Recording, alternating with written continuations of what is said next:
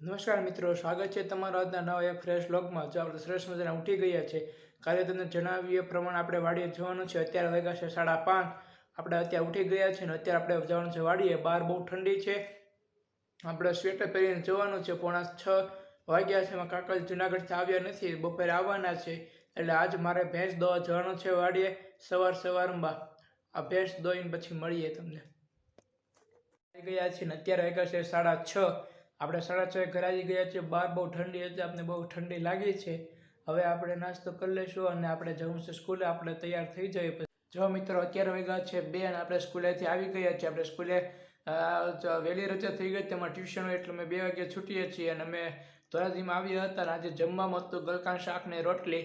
પપ્પાની લોકો પણ ઉઠી ગયા હતા અને એના વાડીએ પણ જતા રહ્યા છે ચા પીને. અત્યારે કાકા પણ આવી ગયા છે જુનાગઢથી. તમને કાલે જણાવીએ એ પ્રમાણે કાકા જુનાગઢ ગયા હતા. બાની તબિયત સારી નહોતી એટલે બાને અત્યારે હૃદયનો હુમલો આવ્યો હતો એટલે તેમને દાખલ કર્યા હતા અને કાકા ઘરે આવી ગયા છે. અત્યારે મારા બીજા કાકા છે તે જવાના છે અત્યારે જુનાગઢ, અને તે બપોરે ઘરે આવી ગયા હતા અને હું પણ ઘરે આવી ગયો હતો. અત્યારે બંને ભાઈઓ પણ વાડીએ જતા રહ્યા છે. તમને જણાવ્યા એ પ્રમાણે સવારે હું પણ ભેંસ દોવા ગયો હતો, કાકા નહોતા એટલે.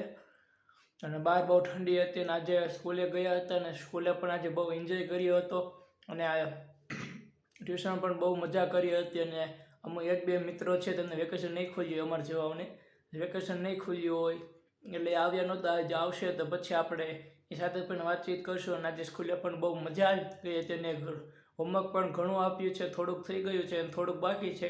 અને હોમવર્ક કરીને પછી મિત્રો અત્યારે બહુ પછી લગા રોંઢાનો સમય થઈ ગયો છે અને રોંઢા નાસ્તો મેં પણ કરી લીધો છે. ને અત્યારે વાગ્યા છે 5:30 અને અત્યારે ચેવડો બનાવ્યો હતો અને આપણે રોંઢા નાસ્તામાં ચેવડો ખાધો છે. ચેવડો પણ બહુ મસ્ત બન્યો હતો.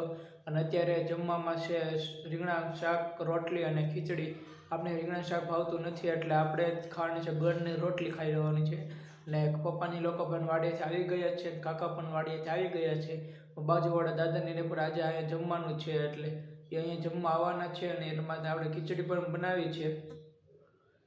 અને આજે જો સાંજે તમને જમીને મળીએ. કાલે બાને તમને જણાવ્યા પ્રમાણે કાલે બાને રજા થઈ જવાની છે અને કાલે ડૉક્ટર કહે છે તો કાલે સવારે બહુ પછી રજા થવાની છે. તો તમને જમીને મળીએ. જો મિત્ર, આપણે જમીને ફ્રી થઈ ગયા છે અને અત્યારે વાગ્યા છે 8. તો જણાવ્યા એ પ્રમાણે આજે જમવામાં હતું રીંગણા શાક, રોટલી અને ખીચડી હતી. અને આપણે રીંગણા શાક ભાવતું નથી એટલે આપણે ગળને રોટલી ખાઈ લીધી છે. અને બાપુજીની લોકો જમીને પણ પોતાના ઘરે જતા રહ્યા છે અને દાદા અને પપ્પા બહાર જતા રહ્યા છે. અત્યારે હું એક જ ઘરે છું.